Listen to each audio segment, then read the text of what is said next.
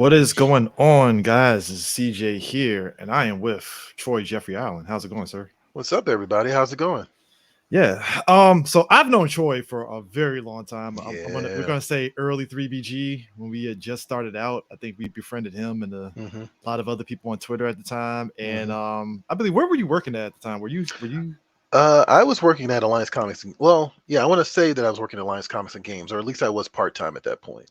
Yeah. And I was in downtown Silver Spring, and yeah, I just got really used to just turning the convention scene and the comic shops into like my social network at that point. Like it was just like, yeah, I was like, I'm gonna go make some friends at these cons and see who I meet and see what we can talk about. So I was all for it. Yeah. And I hmm remember Troy was like big in the comics game. I think you were doing Action Go Go at the time. Okay, yeah, so that might have been like yeah, like 2012, Yeah, 2013, yeah, something like that. 2012, Yeah. somewhere around there and stuff, Yeah. still early Twitter and such. Yeah. And Yeah. Yeah. Troy has been on two of our panels. Our very first panel at MagFest, and we actually did a panel with them at Action at Go at AwesomeCon, At Awesome Con. early AwesomeCon. That was like second year, third Yeah. year. Yeah. Yeah. Yeah. But it was still jumping then. I remember that too. Like it was still kind of a big show, even regardless. Yeah, Um, and yeah, I I didn't remember. realize that was your first. I didn't realize that was your first episode.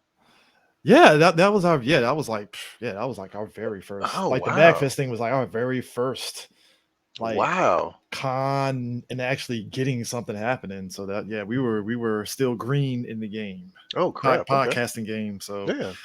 yeah, but I remember I saw you some years back. I would say pre-pandemic. You were pushing one of your comics, Mm-hmm. Fight of the Century. Yes. I got a Yes. picture Yes. of it here. Yeah. And was this the very first comic that you actually started, or did you do something prior to this? No, so here's my deal, right? Like I'm very much a person who I want to know if I like something, I want to know why I like it Mhm, and how it's made and like the people behind it. Like that's kind of my default. mhm. And so my attitude was pretty simple, which is like, okay, well let me just kind of cut my teeth on making comics and try to figure out how they work. Like, just figure out the insides of it. Yeah. And so I did a book called Bam, which was the first comic I did, which was about a pro wrestler who trains a bunch of high school kids to fight the bullies at their school. Yeah. I did that with Jay Payne, and that was just kind of like a. I think we were kind of going for like an Adult Swim vibe with that. Yeah. So just kind of like the animated naughty cartoon type of thing. Mhm. And then between that, I did a bunch of like just short stories for like DC Conspiracy. I did stuff for the Magic Bullet. I did some like soft sci-fi stuff, some stuff for space. I just kind of kept playing around with the format to try to figure out what it is that I like. And then eventually, hanging around at cons, I met Nick Allen, who no relation, but Yeah. Nick Allen, like, and I started tabling, and he was just like, "I got this MMA comic I want to do," and and at that point, I was very much open to like, "Let's do it. I don't care what it is. Let's just make it. I want to write it. Let me write Yeah. it." Yeah. So that was kind of my general attitude at the time. So yeah, we just kind of started to piece it together, like what this was, Mhm. and we took it to Kickstarter, made about Yeah. about Then seven. y'all reach our goal. Yeah, we reached our goal. We made about 7K Yeah. on the book. Um, and we got number one out on time. Number two and number three were a little slow going, right?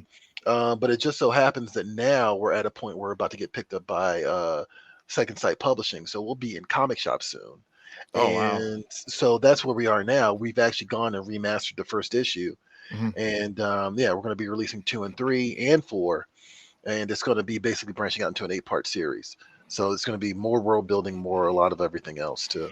So what were kind of the big lessons, before we go into the book proper, what was some of Mhm. like the lessons you kind of picked up on over the years from doing BAM up until this point that you kind of did that kind of helped you do Fight of the Century?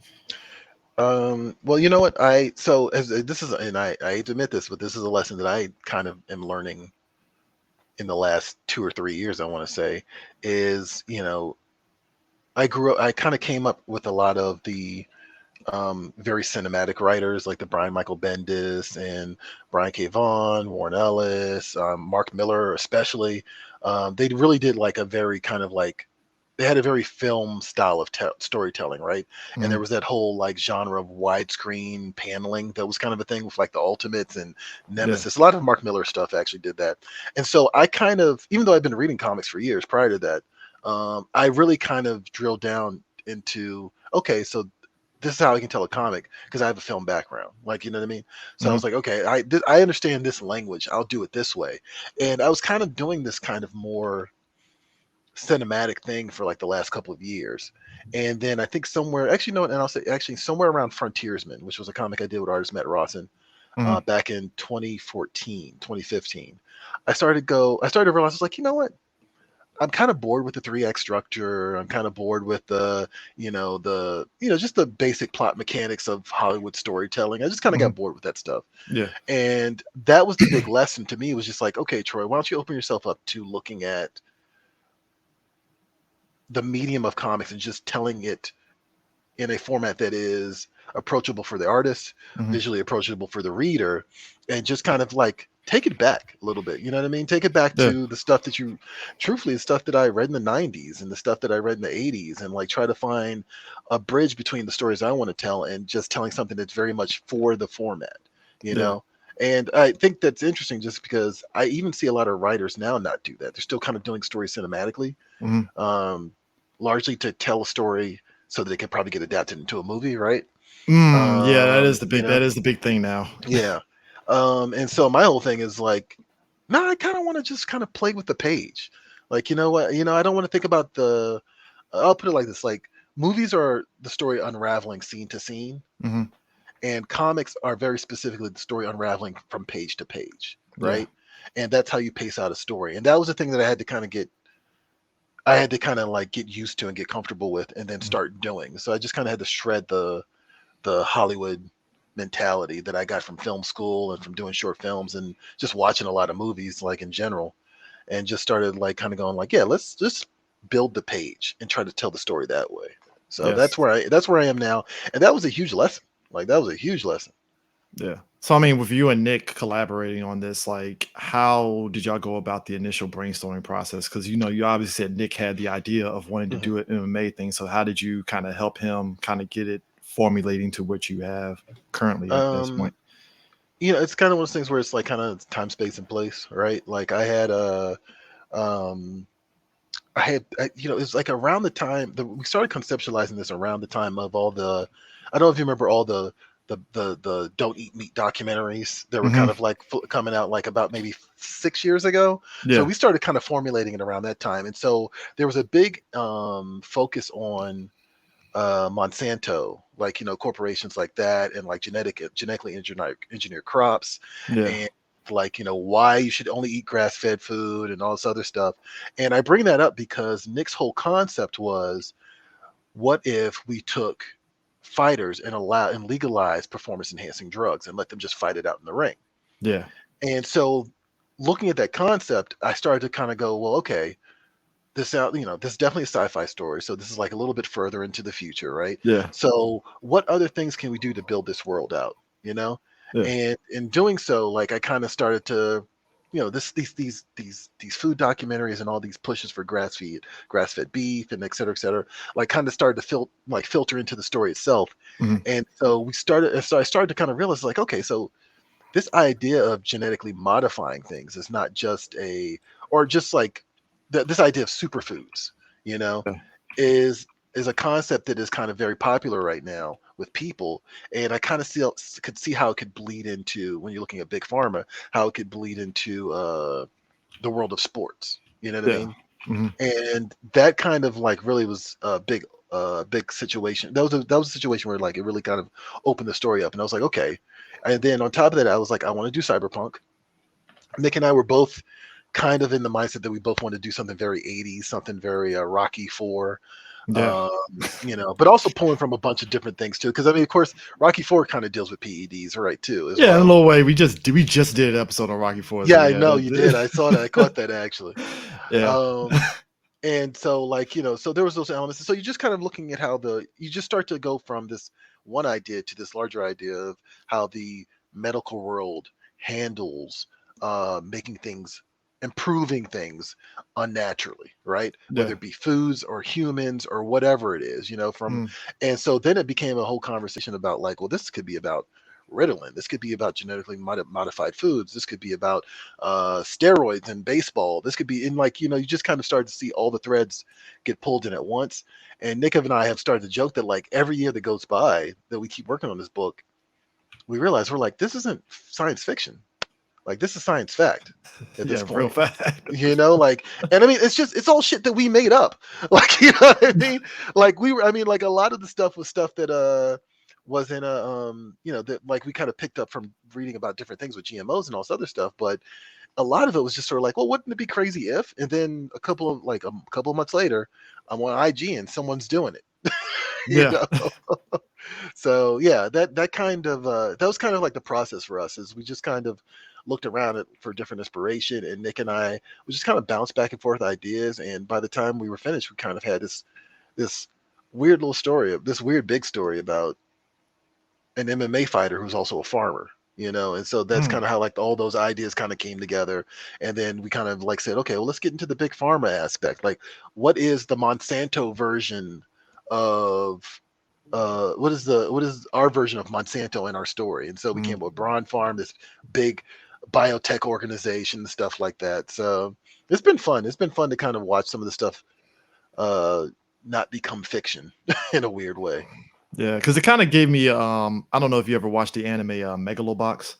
Yeah, you know what? You are the second person to tell me that. And so I don't know when Megalobox came out, but we were working on this in 2016 I think and Megalobox came out 2018. 2018. Okay, so yeah, Yeah. we were working on this in 2016, and then I think when I was at BlurredCon one year, someone mentioned Megalobox to me because I guess it had just dropped on Netflix. Yeah. Yeah. So yeah, that was actually kind of like, oh, okay, well, That's I dope. yeah, it was kind of. I mean, it was one of those things. I always have these moments where I'm like, shit, it's too close to what we're doing. Then I'm like, well, maybe we're tapping into something, and someone else is doing something very similar, right? Yeah. And so then actually looking into Megalobox, I was like, well, actually, they're doing something very different than what we're doing. So Yeah. whatever. The And I mean, the I vibe. also already told you, like, it is. There's elements of Rocky Four in here. There's elements of the stuff that happens to Kaneda and Akira. Yeah. Like there's elements of Fist of the North Star. There's a lot of Jackie Chan stuff because Jackie Chan's my absolute favorite. Mhm. Everything. So I mean, like, it just comes from all different directions. Yeah, so I mean, you're doing this whole world as you explained, and you're doing these characters. Mhm. Was there ever a point that you had to stop yourself from really like going like too over the top? Or was it just like, no, we can still kind of go crazy over the top and still kind of keep our vision in a way? Well, so the funny thing is, like, while I was working on Fight of the Century, um, I was already kind of transitioning out of the doing the movie style of storytelling. Mhm. So the first issue is I feel is kind of like a movie, in Yeah. a lot of ways. It's paced out like the opening scene of a movie. And as we were going along, I started to shed that more and more. And so now we're talking about what the second half of this book is going to look like. Mhm. And now I'm just sort of like, let's just go crazy. Like we're dealing with steroids and genetically enhanced people and biotech organizations. Can we get into some body horror stuff? Mhm. Can we get into some low key like David Cronenberg Fly type stuff? Can we do Yeah. some like, you know what I mean? Like, can we do just like, what is technology? What about the technology and genetic world? Like, how does that factor in here? Like, Mhm. are there transhumans, like people who want to meld with machine more and more? And then, I mean, even speaking of trans, like, I mean, there's even stuff that like, in terms of like hormone therapy that kind of works its way into the story. So we're just kind of looking at everything and just seeing how crazy we can get with it at this point. Do you think like I mean, this obviously being kind of like an indie comic and stuff. What is kind of like the big hurdle that a lot of indie comics pretty much have to go through that's not part of Image and Marvel, DC, and some of these other like big companies in terms of kind of getting that exposure, especially for a book like this? Because Right.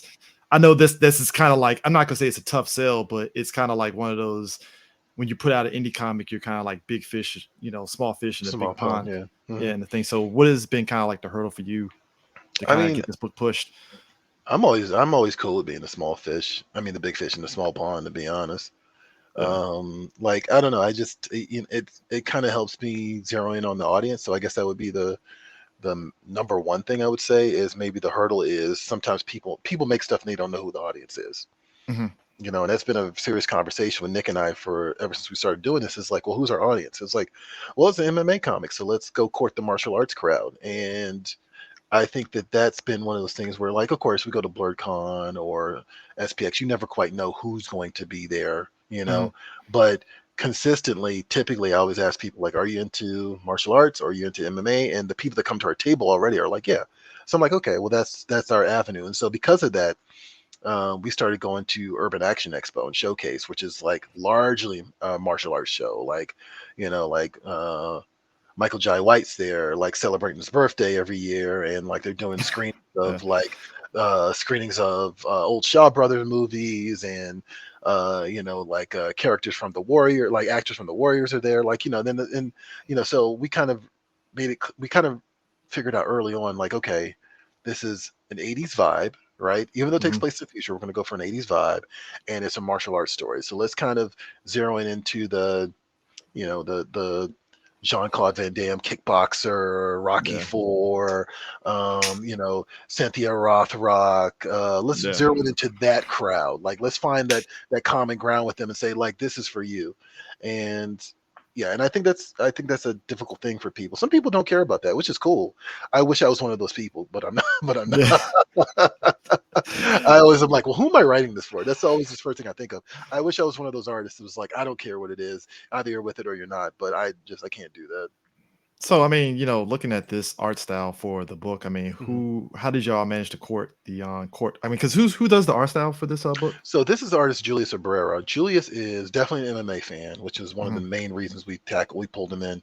But he's also just got a very clean, almost traditional art style in a lot Mhm. of ways. Like Julius is more in line with people like Phil Jimenez and people that just do like just solid line work and solid character work. You know what I mean?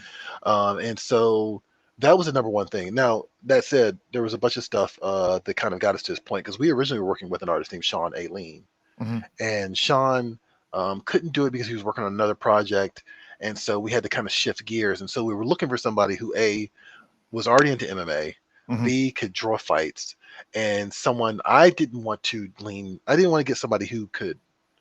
I'll put it like this: I wanted someone who could, if I said try to make this a little bit more anime, they could. Mhm. But I also wanted somebody who had a very just solid line style, like it just could draw very good characters, do very good character work. Yeah. And Julius is definitely one of those guys. Yeah. I mean, besides having that vision, I mean, was there like ever like I mean, because obviously you're doing a comic like this, you're going through different drafts of like you said, your vision and have an anime look and traditional look.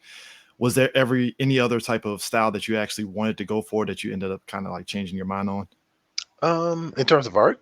Yeah, just in terms of the art, in terms of the visual. No, I mean Julius is very diverse, and that's kind of like the cool thing about him is when we did the version that's coming out into comic shops is not Mhm. necessarily the exact same version that came out to Kickstarter a few years back, Okay. and so the idea here is that like we're doing sort of like the special edition of number one, and Yeah. that comes from us talking to people at cons, Mhm. talking to our peers, and people who like just other writers and other creators, getting feedback from them, Mhm. and them saying like, well, you need more of this, you probably need more of that, you probably need more of this, and just finding room to actually make that fit in the story that we're telling. Okay. And also I just think I've become more aware of the tropes of the martial arts genre more than I was when we first started this. Yeah. So I kind of hit a point where I realized, all right, we need more montages. like you know, like we Can't gotta get have the enough more montages. right. I just like I had a moment like where I was just like, we were doing we were revising the story, and I was like, you know what? This needs a montage. This needs like a couple of workout routines and like this and that. And then we just made it happen because we just kind of felt that it was very appropriate for the type of story we're telling. And so Julius has been really diverse, man. Like he's really been able to do a range of different things, everything from building like Our story takes place in Brazil in the future. So Mhm, he's done, everything from making a futuristic Brazil, a futuristic Rio, mhm, that's been destroyed by a flood and like has been taken over by this evil biotech company, to doing like, to me going like to me taking screen grabs from Rumble in the Bronx and saying, no, I want this. yeah. Like, you know what I mean? Like he's been doing like just doing a great job with all of it. So I love it. So yeah, there hasn't been any second thought about it at all. So I mean, is Now, this? Oh, go ahead. well, I was going to say, now that said, because we're switching gears halfway through, because our story is really about two characters, Mhm, Rex Punga and DOA. Rex Punga represents the anti um, PED side, the anti-drug side, and DOA Darren Andrade, which is his ring name. It represents like the pro steroids, pro PEDs, pro like yeah. drug side, and so we're going to be shifting to telling Darren's story in the next chapter. So we're actually going to get another artist on that. Oh, okay. Mhm. So, with you actually getting your book in the comic book shops, is there a layer of like nervousness that comes with it, or is it just like, Yeah, I mean, I mean, is there yeah. like what's the expectations for you guys for this book finally hitting comic shops? Well, man, I talk so much shit about people's stuff. Like, it's just one of those things where I do this weekly show for Previews World. I work in the comic book industry. I work for a comic book distributor, and of course I do try to be careful not to step on people's toes too much, right? Mm, But I'm still an opinionated person, and so our weekly show is me making picks based off of what I think is good, you know. mhm. So that understood, you make your own comic, it better be good.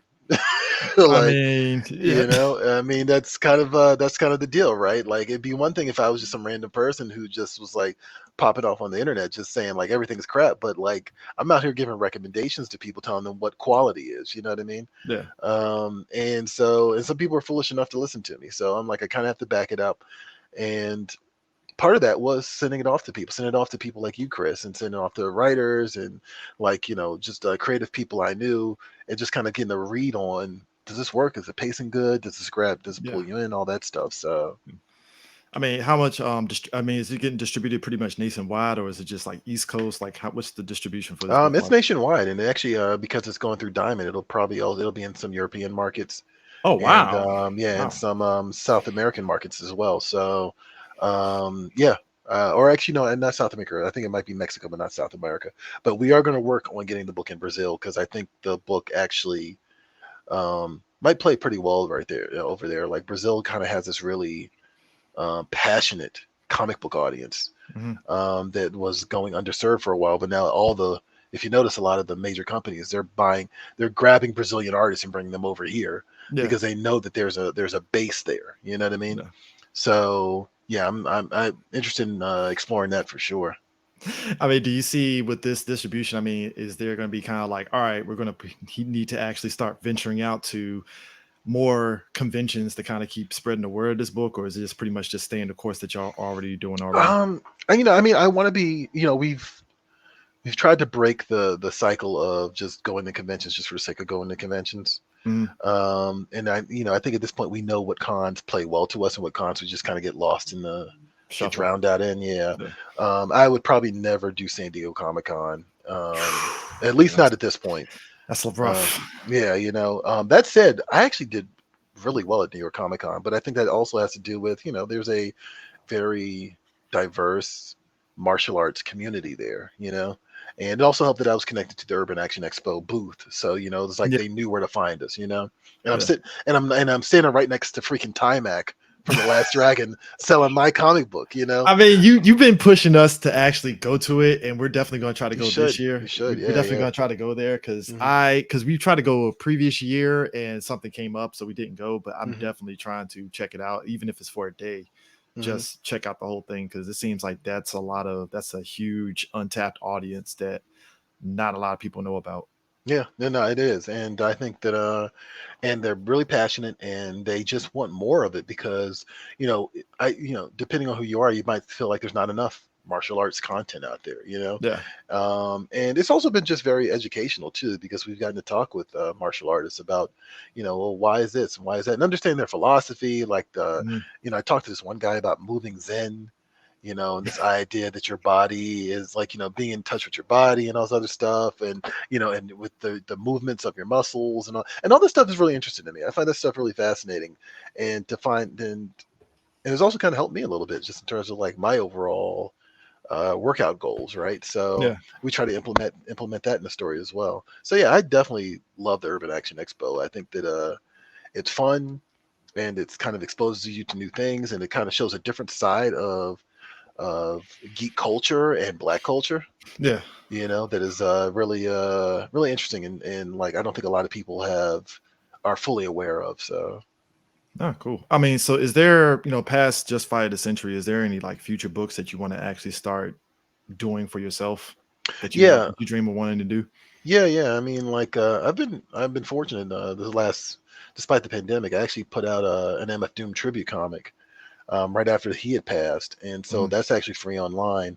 And then I got to do a Apocalypse '91 with Chuck D.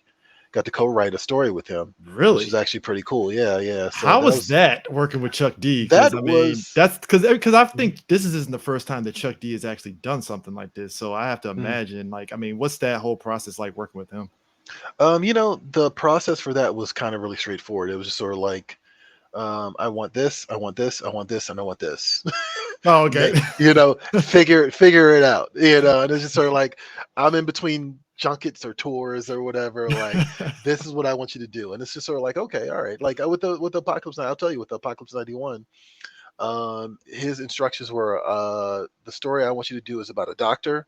He's named after some, oh god, I can't remember the name, the culture right now, but he's named after some ancient king. I think it was ancient Mhm, Turkish king or something like that. mhm, And but it wanted it to be he wanted this story that I was doing to take place in 1991. He mhm. wanted the main character to be a doctor, and he wanted me to set up the collection of stories that would come afterwards, because that Yeah, was the opening storyline. yeah. So yeah, that was just bullet points of what he wanted, and then I just went and tried to figure it out.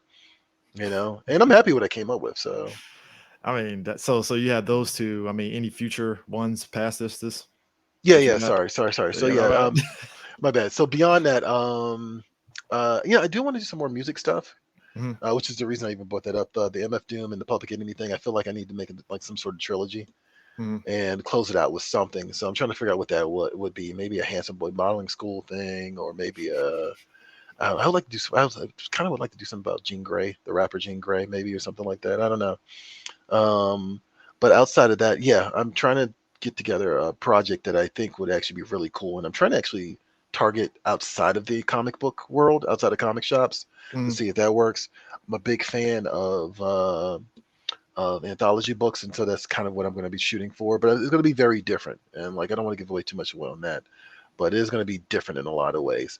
Outside of that, the short answer is yeah. I got this. We've started rebranding everything. Create the culture. We have a logo that's the Create the Culture logo, and we've been kind of Mhm. floating it around with people, and that's just an indication that we're kind of turning a corner with the projects, the type of projects we're going to tell. We're going to try to diversify the portfolio, as people say, and try to do some really wild, crazy shit moving forward. So, Cool. mhm. Lastly, I know you mentioned that you worked at Previews World. Mhm. How's that been? Because I mean, I have to Yeah. imagine the pandemic kind of like emboldened y'all to really kind of push some content out. So is Previews Mhm. World kind of like have changed their mandate in terms of how they putting out content? Well, we've actually, and I mean, this was actually kind of self-imposed and also part of a larger conversation we're having. But I've actually scaled back the content, Oh wow. because a lot of the stuff that we were doing. I kind of felt like out of habit, like, you know what I mean. And I'm Mhm, not sure that it was providing the type of context or information in general that people really wanted. mhm, Now that said, there's some things that I want to get back to that we haven't been able to do because of the fact that we haven't been doing conventions like that. Like, we only started mm, doing conventions. Actually, I really think San Diego. Well, no, I want to say what Gamma was a couple months ago. So I think we only really started doing conventions with Gamma this year, which is a gaming okay, convention. okay. And so, yeah, my whole thing is, um, I want to do more sit down interviews with creators. Mhm. I got to do some really great ones with John Romita Jr. and Garth Ennis. And so I want to do more of those in depth career spanning type things. And, and then we just started trying to break stuff up into seasons instead of trying to do it year round. Yeah. To kind of give ourselves some breathing room, which is kind of like a no-brainer thing, right? I mean, that's why Yeah. seasons exist, right? Yeah. But we were trying to do some shows like every single month, and it was like breaking me. So, Yeah. so it's just sort of like, okay, let's scale this back and try to see what's manageable and see what makes the most sense at this point. So, yeah, it's been more of just kind of being more precise about the type of stuff we put out. Not cool. Well, I appreciate you joining in on this because I was really Thanks, man. like, you know what? For the many years that I've known Troy, I was like, why have I not like at least popped on the show and actually talked about Fight of the Century and just all the stuff that he's done in the comic industry? Because Thanks, it's man. like Troy is one of many people. I think it's him. Mhm. Shout out to Julian. Is it Julian Little? Idle. Yep. Yeah, yeah. He like yeah, Lytle. Because I've known him just as long as I've known you, and we've seen Mhm. him at every movie screening they Yeah, have in this yeah, yeah, area and yeah. That's stuff. And Julian's thing. Yeah. yeah, and I seen him, Mhm. some of the DC comic stuff that they had in this area, Yeah. that he has at events and stuff. So I'm always Mhm. seeing both of y'all two like everywhere. I'm Mhm. like, well, let me bring Troy on at least, and just talk Yeah. about this, especially Yeah, at the yeah. BlurCon this past weekend. So, Right. Yeah, but yeah, how yeah. how's BlurCon for you though this past weekend though? BlurCon was actually really good. Like I kind of had started to forget what conventions work for us and what conventions don't. Hmm. And but like BlurCon turned out to be kind of just a really great reception for the book. And Hmm. it's not the first time we've done BlurCon. It's just that it's been 3 years since I did it, Yeah, just and yeah, 3 years since 3 years. I've done any con really. Yeah. And so yeah, God, I want to say the last convention I did was 2020. Did you go to any last year? No, no, no. Mm. I want to say the last convention I did was New York Comic Con 2020. No, Oh wow. 2019. I'm sorry. Oh wow. So this was the first one I've been back to, and I actually am glad that I decided to make this the one I come back to because, it's a little bit more. Things are definitely looser at BlurCon for sure, Oh yeah. but Definitely. but also just like it's a community and supportive thing. So like we definitely got a lot of people coming through who are just like, oh hey, I want a patron, I want to be a patron of this. Like I want to support this, and I would tell them like, oh, it's coming out next year. I mean, it's coming out in comic shops in a few months. They're like, I don't care, I want to buy it now. No. So it's like, okay, I'll buy it again when it comes out. And I'm like, all right, cool. I appreciate it. I really do. So I mean, it were was good. It y'all? was I good. mean, were y'all shocked that y'all actually made your Kickstarter goal? Because I know that's always like a major thing with comics that have Yeah. Kickstarters. Like some of Hmm. them make the goal, and then some of them don't. Like, so were y'all shocked that y'all Yeah. actually made the goal for it? Well, I'm actually, I'm kind of like a natural pessimist. I always assume the Yeah. worst, so I'm actually surprised when things actually come together. So I always kind of go in with like, not that this won't work, but there's a good chance that this might not succeed. But fuck it. Mhm. Yeah. So yeah, that's my general attitude. Like, and so I kind of manage my expectations, I guess is the word I'm looking for. Yeah. But when we crossed the threshold, it was nice to know that people actually were interested in it in the first place, because that's, you think, that you think it's interesting, Yeah. right? But there's no, it's not a given that other people will. So Yeah. That's all right there. But yeah, I appreciate you taking the time to talk to me about the book and just everything about you. And cool. hopefully, I have some links in the video below of where people Hmm. can, find the book at. It's Hmm. gonna be, like I said, Fight of the Century is gonna be nationwide. So now that I know that's nationwide. Yeah. 'Cause I thought it was gonna be local because when you shared me the link, I was like, is this just gonna be East Coast only? And then now that you No. said it's nationwide, I was like, oh, okay. Nationwide. So All yeah, right. if you're in the comic book sphere and you're on YouTube, you'll probably see me a couple more times, letting people know in different states All when right, it's cool. coming out. Cool. Well, thank you for taking the time to talk to us. And yeah, we will catch you guys later. All right, thanks, man. Peace.